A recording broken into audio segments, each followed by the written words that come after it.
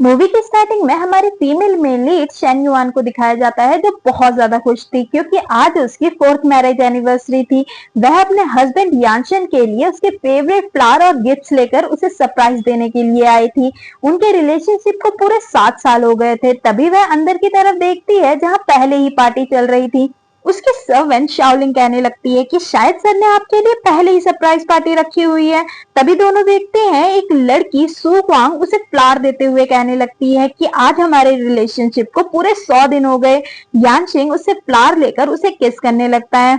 सभी लोग यानशिंग से कहने लगते हैं कि तुम दोनों एक दूसरे के लिए बिल्कुल परफेक्ट हो। तुम एक राइजिंग बिजनेसमैन हो, तो तुम उस क्रीपल शेन युआन को छोड़ क्यों नहीं देते? तुम्हें उसे छोड़ देना चाहिए। यानशिंग कहने लगता है कि शेन यान 4 साल से डिसेबल है, मैं बस काइंडनेस के चक्कर में उसका ख्याल रख रहा हूँ। इससे ज्यादा हमारे बीच कुछ नहीं है। जो सुनकर शेन युआन को तो बहुत ज्यादा बुरा लगता है कि मैंने तुम्हारे लिए अपने लेग्स तुम्हें दे दिए, पर तुम्हारे लिए हमारे रिश्ते की कोई वैल्यू नहीं है। 4 साल पहले का फ्लैशबैक दिखाया जाता है। यानशेंग फोन में बात करते हुए रोड क्रॉस कर रहा था, तभी एक ट्रक आकर उससे टकरा जाता है। हॉस्पिटल का सीन दिखाया जाता है जहां यानशेंग बेहोश था। उसके पैर अब किसी काम के नहीं थे, वह जिंदगी भर चल नहीं पाएगा। तभी एक एलियन गैजेट प्रकट होता है जहां हमें पता चलता है शेन युआन एक नॉर्मल इंसान नहीं है, वह किसी और वर्ल्ड से अपने मिशन कंप्लीट करने यहाँ पर आई थी। गैजेट कहने लगता है कि क्या तुम सच में अपने लेग्स इसे देकर अपने डांसिंग करियर को बर्बाद करने वाली हो?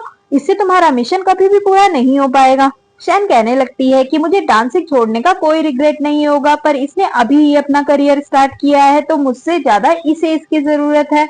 गैजेट कहने लगता है कि इससे तुम्हारे सारे पॉइंट्स खत्म हो जाएंगे। शेन युआन उसकी एक बात नहीं सुनती और कहने लगती है कि जल्दी हमारे लेग्स एक्सचेंज कर दो। पूरी सिचुएशन ही चेंज हो जाती है। अब शेन युआन हॉस्पिटल के बेड पर थी, तभी यानशिंग वहां पर आता है और कहने लगता है कि मुझे बचाने के लिए तुमने अपने पैर गवा दिए, अब मैं पूरी जिंदगी तुम्हारी रिस्पॉन्सिबिलिटी लूंगा। शेन युआन तो खुश हो जाती है कि एटलीस्ट हम दोनों साथ तो रहेंगे। करंट में ये सब देखकर शेन युआन बहुत ज्यादा दुखी होती है। वह सर्वेंट को वहां से भेज देती है कि ये बात किसी को पता नहीं चलनी चाहिए कि मैं यहाँ पर आई थी। सर्वेंट वहां से चली जाती है। शेन युआन सोचने लगती है, तभी गैजेट दोबारा से आता है और कहने लगता है कि 4 साल का टाइम एक्सपायर हो चुका है, क्या मैं तुम्हारे पैर तुम्हें वापस देने में तुम्हारी मदद कर दूं? शेन युआन तो कुछ भी नहीं कहती, बस उन्हें किस करते हुए देख दुखी हो रही थी। फिर सीन शिफ्ट होता है। शेन युआन अपना सामान पैक कर रही थी, तभी गैजेट उससे कहने लगता है कि तुम्हारे पास सिर्फ 3 दिन है, 3 दिन के बाद ऑटोमेटिकली तुम्हारा मिशन टर्मिनेट हो जाएगा। शेन युआन अपनी फ्रेंड को कॉल करती है और 3 दिन के बाद की फ्लाइट बुक करने के लिए कहती है। वह तो हैरान हो जाती है कि तुम ऐसे अचानक से कैसे कहीं जा सकती हो? तुम्हें पता है ना यानशिंग तुमसे कितना प्यार करता है, और तुम हमेशा हमेशा के लिए उससे दूर जाने की सोच रही हो। शेन युआन कहती है कि मैं हमेशा के लिए यहाँ पर स्टक तो नहीं हो सकती ना, अब मुझे रेस्ट की जरूरत है, और कॉल कट कर देती है। रात को यानशिंग घर आता है और कहने लगता है कि तुम इतनी रात तक क्यों जगी हुई हो? शेन युआन कहने लगती है कि मैं तुम्हारा वेट कर रही थी, वैसे तुम इतनी लेट क्यों हो गए? यानशिंग उससे झूठ बोलते हुए कहता है कि मैं तुम्हारे लिए गिफ्ट प्रिपेयर कर रहा था, और उसे एक नेकलेस दिखाता है और कहता है कि तुम्हें याद है नहीं, 4 साल पहले का फ्लैशबैक दिखाया जाता है जहां पर उसे इस नेकलेस के डिजाइन की वजह से फर्स्ट नोबेल प्राइज मिला था, और उसने इस सब का क्रेडिट अपनी गर्लफ्रेंड मींस शेन युआन को दिया था कि उसने ही मुझे इंस्पायर किया है, उसने ही मुझे लव का असली मतलब बताया है। इसके अंदर जैम का मतलब लव और लॉयल्टी को दिखाता है। करंट में शेन युआन उससे पूछने लगती है कि ये तो वहां पर जमा हो गया था, तो तुमने ये वहां से बाहर कैसे निकलवाया? यानशिंग कहने लगता है कि मैंने तुमसे कहा था ना कि हर बेस्ट चीज सिर्फ तुम्हारे पास होना चाहिए, मैंने ये डिजाइन नया बनाया है, ये उसी से डिनोट करता है, ये मेरा लव और लॉयल्टी तुम्हें दिखाएगा। इतनी झूठ प्रेम वाली बातें सुनकर शेन की आंखों में आंसू आने लगते हैं और वह रोने लगती है, जिसे देखकर यानशिंग को थोड़ा सा अजीब लगता है और वह कहने लगता है कि क्या मेरे से कोई गलती हो गई है? शेन युआन कहने लगती है कि नहीं नहीं, ऐसा कुछ नहीं है, मैं बस थोड़ा सा इमोशनल हो गई थी। तभी यानशिंग को शू क्वान का मैसेज आता है कि मेरी तबीयत खराब हो रही है, क्या तुम यहाँ पर आ सकते हो? हमारा फरेबी तो फौरन शेन युआन को बहाना लगा देता है कि मुझे अचानक से ऑफिस में काम आ गया तो मुझे जाना होगा, और झूठा प्यार दिखाकर वहां से चला जाता है। फ्लैशबैक दिखाया जाता है। सुई किंग नेकलेस ट्राई कर रही थी और यानशिंग से कहने लगती है कि उस क्रिपल से अच्छा तो ये मुझ पर लग रहा है। यानशिंग गुस्से में उससे नेकलेस छीनते हुए कहता है कि तुम्हारी हिम्मत कैसे हुई इसे ट्राई करने की? तुम भूलो मत, तुम एक बस सब्स्टिट्यूट हो। शेन युआन की जगह लेने की सोचना भी मत, और वहां से जाने लगता है। तभी सू किंग उसे सीड्यूस करने लगती है और यानचिंग पिघल जाता है और उसे किस करने लगता है। करंट में शेन युआन सोने की कोशिश कर रही थी, तभी उसे सू किंग का मैसेज आता है और वह यानशिंग और खुद की आपत्तिजनक फोटो भेजती है, जिसे देखकर शेन युआन को तो बहुत ज्यादा दर्द होने लगता है और उसे अस्थमा का अटैक पड़ जाता है। हॉस्पिटल का सीन दिखाया जाता है। शेन युआन को होश आता है। उसकी बेस्ट फ्रेंड याया उससे कहने लगती है कि तुम ऑलमोस्ट मरने वाली थी कल रात, तुम्हारा हस्बैंड कहाँ है, तुम अकेली घर पर क्या कर रही थी। शेन युआन तो कुछ कह ही नहीं पाती। याया कहने लगती है कि मुझे समझ आ गया, तुम उसे छोड़ना क्यों चाहती हो, तुम चिंता मत करो, मैं हमेशा तुम्हारे साथ हूँ। तभी वहां पर यानशिंग पहुंच जाता है। याया उस पर भड़क जाती है। शेन युआन उसे रोक देती है और याया वहां से चली जाती है। यानशिंग तो ड्रामा स्टार्ट कर देता है और माफी मांगने लगता है कि मुझे काम के चक्कर में तुम्हें इग्नोर नहीं करना चाहिए। शेन युआन उसकी माफी एक्सेप्ट कर लेती है। तभी उसकी नजर यानशिंग के हिक्की पर जाती है, जिसे देखकर उसे बहुत ज्यादा दुख होता है। फिर दिखाया जाता है यानशिंग शेन को घर लेकर आ गया था और उसने रूम का पूरा नक्शा बदल दिया था। वह उसे एक बेल देते हुए कहता है कि जब भी तुम्हें जरूरत पड़े तो इसे क्लिक कर देना, ये डायरेक्टली मेरे वॉच से अटैच है और मुझे अलर्ट आ जाएगा। मैं नहीं चाहता जो आज हुआ वह दोबारा हो। आई प्रॉमिस, मैं हमेशा तुम्हारा साथ दूंगा, तुम्हें मुझ पर भरोसा है ना। शेन हाँ में सर हिलाती है। तभी उसे सू क्विंग का कॉल आता है और वह ऑफिस का बहाना लगाकर बाहर बात करने चला जाता है। थोड़ी देर बाद वह वापस आकर शेन से कहने लगता है कि क्या तुम्हारे पास वह विनिंग ड्रेस अभी भी पड़ी हुई है। ये ड्रेस शेन को तब मिली थी जब उसने डांसिंग चैंपियनशिप जीती थी। ये ड्रेस उसके लिए बहुत इंपॉर्टेंट थी क्योंकि उसने ग्लोबल चैंपियनशिप जीती थी।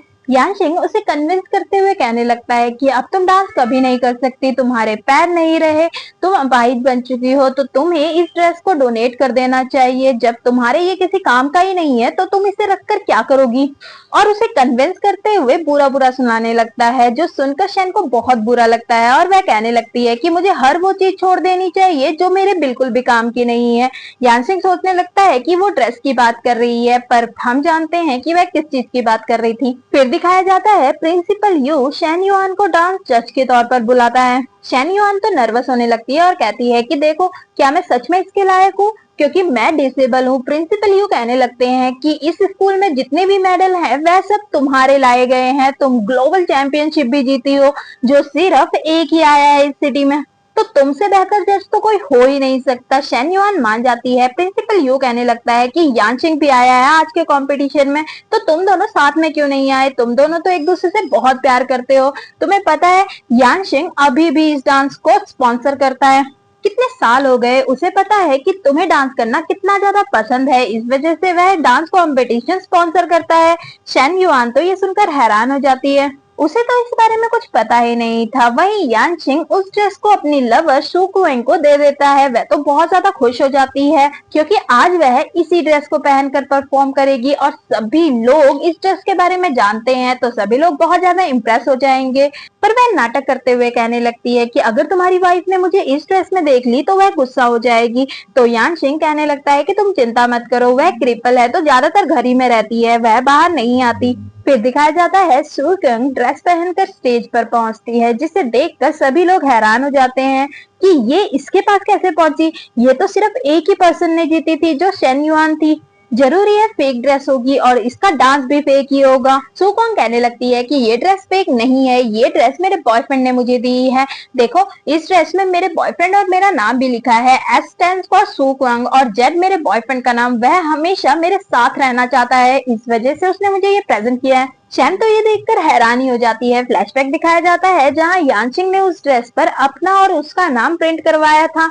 एस स्टैंड्स फॉर शेन यान और जेड स्टैंड्स फॉर जाओ यानशिंग, और ये डायलॉग भी मारा था कि मैं हर परफॉर्मेंस में तुम्हारे साथ रहना चाहता हूँ। करंट पे शेन युआन तो बहुत ज्यादा दुखी हो जाती है कि यानशिंग ने उसकी ड्रेस अपने लवर को दे दी। वह शाओलिंग को उसे वहां से ले जाने के लिए कहती है। शाओलिंग शेन युआन को मेडिसिन देती है। शेन युआन उसे खाकर शाओलिंग को पानी लेने भेज देती है और अंदर की तरफ देखने लगती है जहां यानशिंग और शो क्विंग डांस करने लगते हैं। ये सब देखकर उसे अपना टाइम याद आ जाता है, जिसे देखकर उसे बहुत ज्यादा दुख होने लगता है कि ये इंसान कितना ज्यादा बेकार है, ये किसी का सगा नहीं हो सकता, ये प्यार बिल्कुल डिजर्व नहीं करता। तभी शेन अपने पैरों में खड़ी हो जाती है और यानशिंग अपने पैर खो देता है, मतलब स्टेज में ही गिर जाता है। वह दरवाजे की तरफ देखता है जहाँ व्हील चेयर पड़ी हुई थी। उसे बहुत ज्यादा बुरा फील होने लगता है और वह शन के पास जाना चाहता था पर नहीं जा पाता। तभी शाओलिंग शेन युआन का लेटर लेकर यानशिंग के पास पहुंचती है और उसे देती है। यानशिंग उसे पढ़ने लगता है जिसमें लिखा हुआ था, जब तुम इसे पढ़ रहे होंगे तब मैं यहाँ से बहुत दूर जा चुकी होंगी। पहले मुझे लगता था इस दुनिया में मैं तुम्हारे साथ हमेशा हमेशा के लिए रह सकती हूँ और अपने वर्ल्ड में जाने के बजाय यहाँ रहना चुना। 7 साल हम एक साथ रहे, मेरे पास बहुत अच्छी अच्छी मेमोरीज है, लेकिन हमारा प्यार आखिर में हार गया। उस लड़की ने तुम्हारे दिल में मेरी जगह बना ली है। अब मैं समझ गई हूँ इस वर्ल्ड में कुछ भी एक जैसा नहीं रहता, सब कुछ बदलता रहता है। फिर दिखाया जाता है शेन युआन अपनी बॉडी छोड़ देती है। गैजेट कहने लगता है कि क्या तुम श्योर हो? शेन युआन कहने लगती है कि यानशिंग की वजह से मैं इस वर्ल्ड में थी, पर अब उसने अपना माइंड चेंज कर दिया है तो मैं यहाँ क्या करूंगी? गैजेट कहने लगता है पर तुम्हारे पास इतने पॉइंट नहीं है कि तुम अपने वर्ल्ड में जा सको, पर बॉडी छोड़ने की वजह से तुम इस वर्ल्ड के लिए मर चुकी हो। पर तुम चिंता मत करो, मैं तुम्हारे लिए एक नई पहचान जनरेट करूंगी और तुम्हें नया मिशन मिलेगा जिससे तुम पॉइंट इकट्ठे कर सको और वापस जा सको। सीन शिफ्ट होता है। यानशिंग हॉस्पिटल में था, उसे होश आता है और वह उठते ही शेन युआन के बारे में पूछने लगता है। उसका फ्रेंड शाओए कहने लगता है कि वो तुम्हारे बिल्कुल भी लायक नहीं है। देखो तुम इतने दिनों से हॉस्पिटल में पड़े हुए हो, वह तुम्हें एक बार भी देखने नहीं आई। इस टाइम पर शोकवान ने ही तुम्हारा ख्याल रखा है। यानशिंग उस पर भड़क जाता है कि शेन मुझे तुम्हारी वजह से छोड़कर गई है, तुमने ही मुझे शोकवान से मिलवाया था, मुझे शेन युआन को ढूंढना होगा और वहां से जाने लगता है। तभी वह धड़ाम से नीचे गिरता है। उसका फ्रेंड उससे कहने लगता है कि तुम चल नहीं सकते। यानशिंग उसके सामने गिड़गिड़ाने लगता है कि प्लीज शेन युआन को ढूंढकर मेरे पास लेकर आओ, मैं उसके बिना जिंदा नहीं रह सकता। तभी वहां पर शाओलिंग आ जाती है और बताती है कि शेन युआन मर चुकी है। सभी उसे हॉस्पिटल में देखने जाते हैं। यानशिंग शेन युआन की बॉडी देखकर बहुत ज्यादा दुखी हो जाता है। उसे उस पल की याद आ जाती है जब उसने उसको शादी के लिए प्रपोज किया था। फ्लैशबैक दिखाया जाता है जहां यानशिंग शेन युआन को शादी के लिए अंगूठी देता है। शेन युआन उससे कहने लगती है कि जब तुम्हें कोई और पसंद आ जाए तो मुझे आकर बता देना, मैं तुम्हें छोड़ दूंगी। यानशिंग कहने लगता है कि ऐसी नामत कभी भी नहीं आएगी। करंट में शेन युआन उसकी बॉडी से माफी मांगते हुए कहने लगता है कि माना मैं गलत हूँ, प्लीज उठकर मुझे मारो, प्लीज मुझे छोड़कर मत जाओ। तभी वहां पर याया आ जाती है और खींचकर उसके झापड़ मारते हुए कहती है कि तुम्हारी वजह से उसने खुद की जान ले ली, तुम्हारे सारे करतूतों के बारे में इसे पता था, तुम तो इसकी बॉडी भी देखना डिजर्व नहीं करते, और उसे वहां से ले जाने लगती है। तभी यानशिंग याया के सामने घुटनों पर आ जाता है और उससे कहने लगता है कि शेन युआन तो बहुत ज्यादा स्ट्रॉन्ग वुमेन थी, तो वह ऐसा कैसे कर सकती है, उसने मुझसे बात क्यों नहीं की।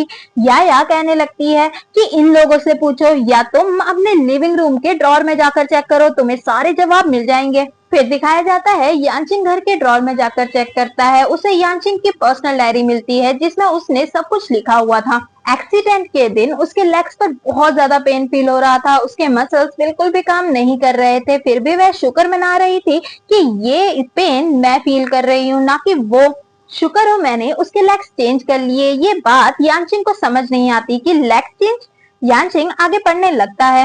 एक्सीडेंट के बाद यानशिंग ने मुझे सरप्राइज दिया। फ्लैशबैक दिखाया जाता है जहां पर यानशिंग शेन कुआन को स्कूल लेकर गया था और उससे कहने लगता है कि मैंने तुम्हारे सपने पूरे करने के लिए इस लड़की शू कुआन को स्पॉन्सर किया है।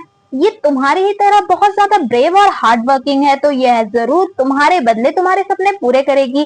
शेन कुआन सोचने लगती है कि मेरे बदले कोई भी मेरे सपने पूरे नहीं कर सकता, पर यानशिंग की एक्साइटमेंट देखकर वह मना नहीं करती। फिर एनिवर्सरी की बात भी लिखी हुई थी कि वह उसके लिए गिफ्ट लेकर गई थी। उसने देखा वह किसी और को किस कर रहा था। फ्लैशबैक दिखाया जाता है वह मायूस होकर वहां से जाने लगती है। तभी वहां पर शाओहे और सूक्विंग आ जाते हैं और उसे परेशान करते हुए कहने लगते हैं कि तुम्हें यानशिंग को छोड़ देना चाहिए, तुम उसके बिल्कुल लायक नहीं हो, 4 साल से तुम उस पर बोझ बनी हुई हो। शाओहे कहने लगता है कि तुम बस बेकार कबाड़ हो जो यानशिंग को शर्मिंदा फील करवाती हो, वह तुम्हें बिल्कुल भी पसंद नहीं करता, तुम्हें मुझ पर भरोसा नहीं है ना। और यानशिंग की ऑडियो सुनाता है जिसमें शाओहे शेन युआन की बुराई करते हुए कहता है कि तुम्हें उस क्रीपल को छोड़ देना चाहिए, वह तुम्हारे बिल्कुल भी लायक नहीं है, तुम और उसमें जमीन आसमान का फर्क है।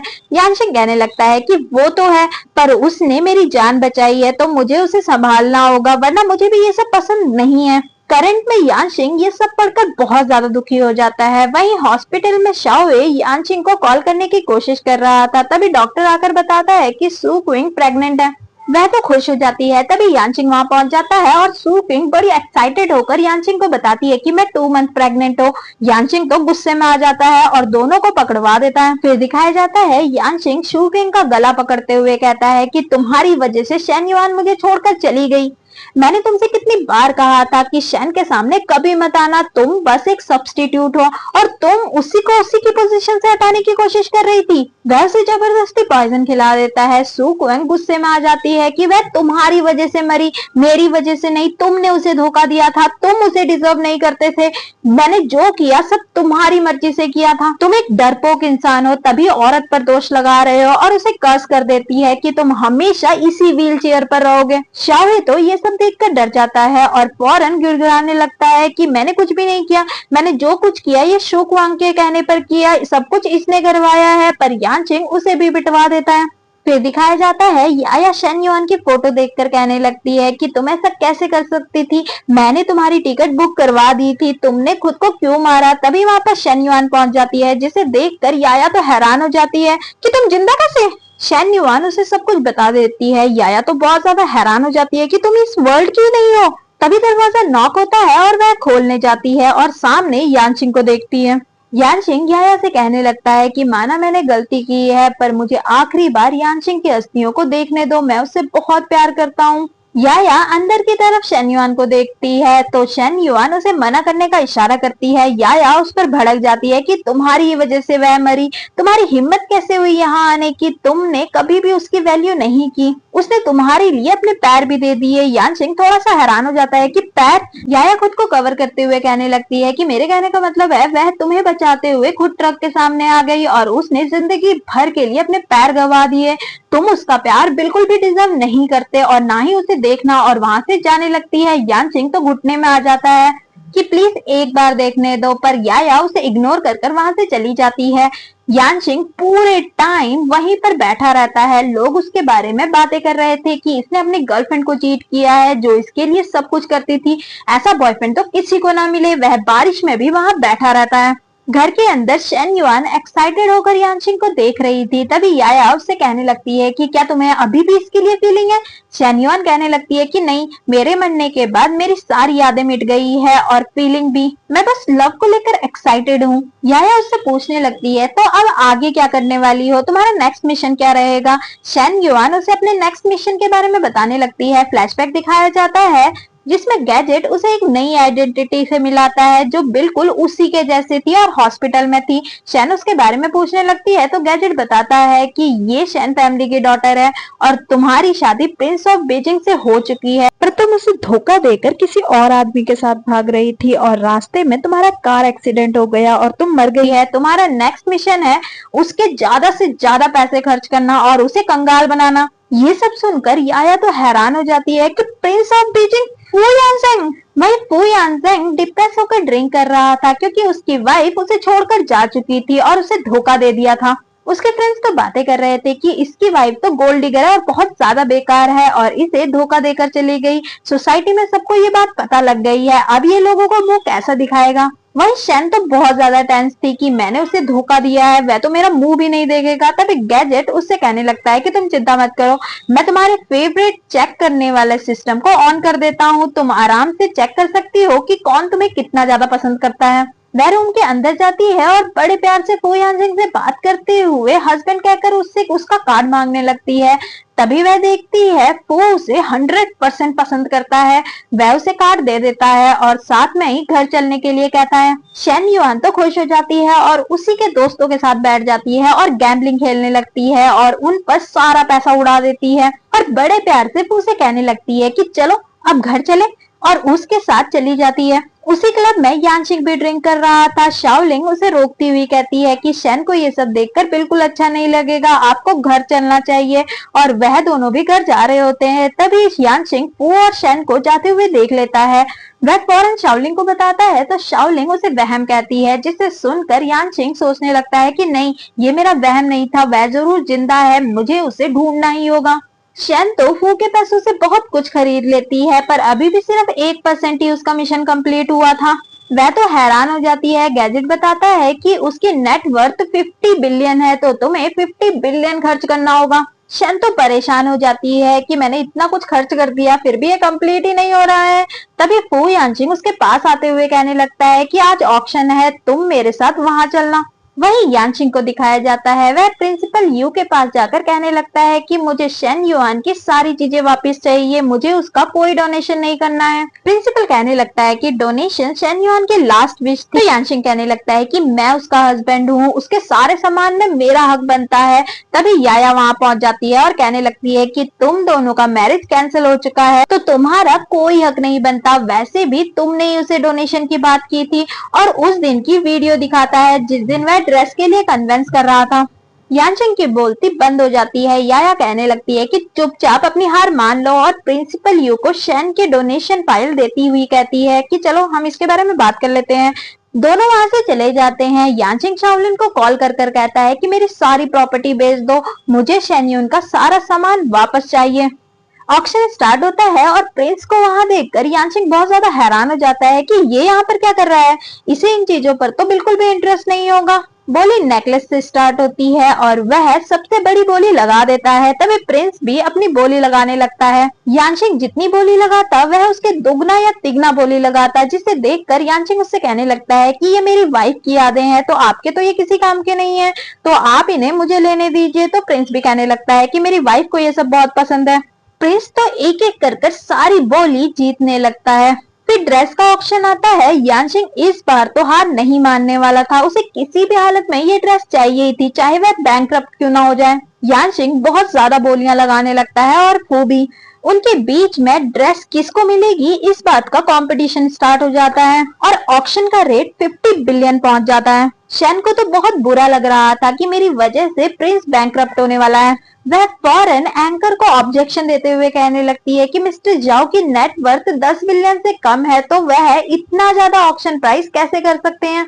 ये तो बस ऑक्शन रेट बढ़ाने के तरीके हैं। होस्ट चेक करती है तो उसकी नेटवर्थ 8 बिलियन आती है, जो देखकर होस्ट यानचिंग से कहने लगती है कि आप रूल्स का वॉयलेशन कर रहे हो, आपकी नेटवर्थ इतनी नहीं है, और उसे वहां से निकाल देती है। होस्ट प्रिंस के पास जाकर कहने लगती है कि सॉरी, ऑक्शन का रूल वॉयलेट हुआ है, तो मैं आपको स्टार्टिंग प्राइस के रेट पर ही ड्रेस दे दूंगी। प्रिंस कहने लगता है कि नहीं, ये ड्रेस मेरी वाइफ को बहुत पसंद आई थी, तो मैं उतने ही रेट पे लूंगा जितने में बात हुई थी 50 बिलियन में, मैं उसमें बिल्कुल कॉम्प्रोमाइज नहीं करूंगा। शेन का मिशन कंप्लीट हो गया था, पर कहीं ना कहीं उसे बुरा लग रहा था कि प्रिंस की नेटवर्थ 0 हो चुकी है।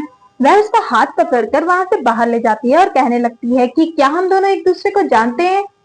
तो फू कहने लगता है कि क्या तुमने अभी तक मुझे नहीं पहचाना, मेरा रियल वर्ल्ड नेम लू युनजाओ है। फ्लैशबैक दिखाया जाता है, युनजाओ भी उसी वर्ल्ड का था जिस वर्ल्ड की शन थी। वह उससे सीक्रेट लव करता था। एक दिन वह उसके लिए फ्लावर लेकर गया और अपनी फीलिंग बताई। करंट में शन को याद आता है और वह कहने लगती है तो तुम वही हो, क्या तुम भी यहाँ पर मिशन कंप्लीट करने आए हो, क्या तुम्हारा मिशन मेरा मिशन कंप्लीट करवाना है। यून चाओ से मजाक करते हुए कहने लगता है कि नहीं, मेरा मिशन इस वर्ल्ड का रिचेस्ट पर्सन बनना था, पर अब देखो मैं गरीब बन गया हूँ। शेन को बहुत बुरा लगता है। फू कहने लगता है कि नहीं, मैं मजाक कर रहा था, मेरा मिशन कंप्लीट हो चुका है और 3 मंथ के बाद मैं भी अपने वर्ल्ड में पहुंच जाऊंगा। शेन तो बहुत ज्यादा खुश हो जाती है। तभी उसे वापस जाने का काउंटडाउन स्टार्ट हो जाता है। वह फौरन उसे गले लगा लेती है और कहने लगती है कि हम अपने वर्ल्ड में जरूर मिलेंगे। और शेन को यानचिंग भी देख लेता है। वह फौरन यानचिंग को आवाज लगाता है। इतने में यानचिंग गायब हो जाती है। फिर दिखाया जाता है शेन अपनी पुरानी लाइफ में वापस आ चुकी थी। उसे ये सब सपना लग रहा था। फिर 3 मंथ के बाद वो और शेन दोबारा मिलते हैं और ये मूवी यहीं पर खत्म होती है। आप लोग मुझे कमेंट बॉक्स पे जरूर लिख के बताइएगा कि पूरी एक्सप्लेनेशन आपको कैसी लगी। अगर आप चाहते हैं कि मैं कौन सी मूवी एक्सप्लेन करूं तो उसका नाम भी मेंशन कर सकते हैं। तो मिलते हैं नेक्स्ट मूवी में, तब तक के लिए bye, see you, take care.